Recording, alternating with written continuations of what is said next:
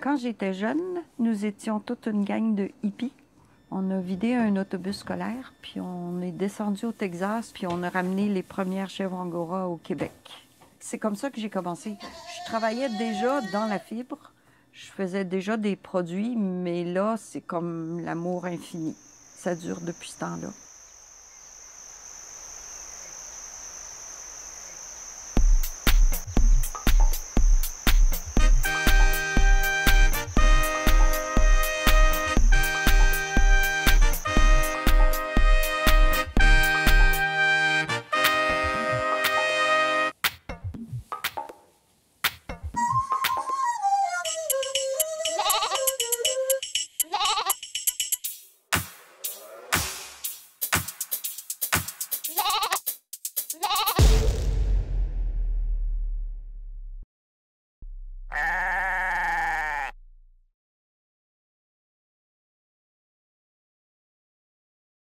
Je m'appelle Anne-Marie Blouin.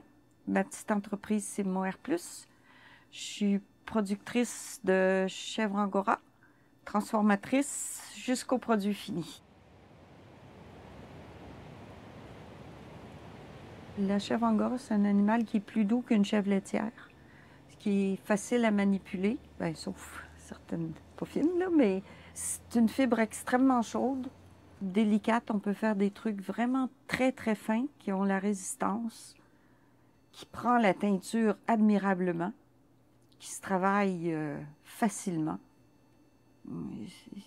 J'aime ça. Moi, j'ai commencé, j'avais 15 ans dans les centres communautaires. J'ai commencé par le tissage.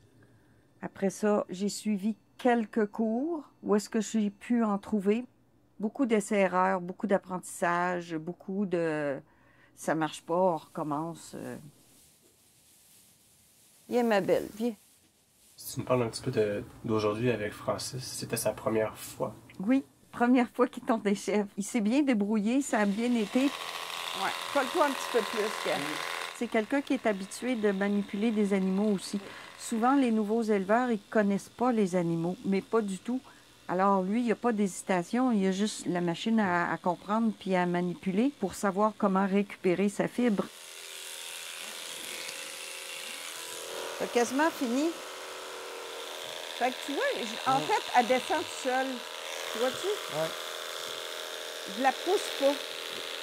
J'ai travaillé longtemps en Afrique à faire de la transmission à des artisanes africaines. Ce que tu essayes de faire quand tu leur fais de la transmission de savoir-faire, c'est pas de leur montrer comment faire, elles le savent très bien. C'est de leur aider à développer une nouvelle orientation, puis de leur ouvrir une porte qu'elles n'avaient pas vue. Pour moi, c'est ça la transmission. C'est pas d'expliquer à quelqu'un comment tricoter, tu peux trouver ça sur YouTube. C'est d'ouvrir une porte à travers une discussion qui va faire que l'autre va puiser en lui quelque chose qui correspond à cette nouvelle porte-là. On va l'avoir comme ça, celle-là. Elle n'aura pas trop l'air d'un troll.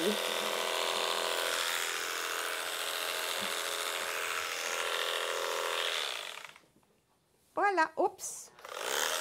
Cocotte!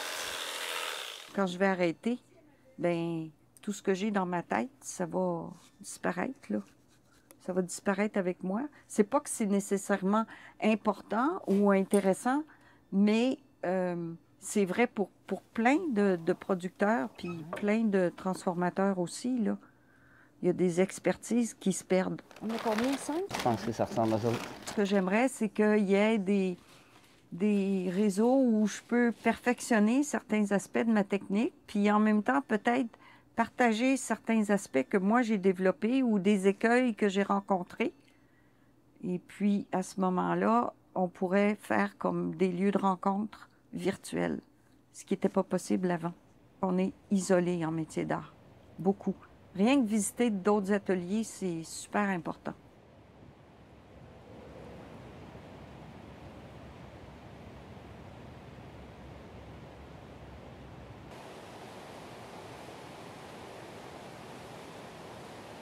Ça, c'est le début. Ça, c'est lavé. Fibre végétale enlevée. Fait que ça, c'est prêt soit pour filer des boucles ou partir à la filature.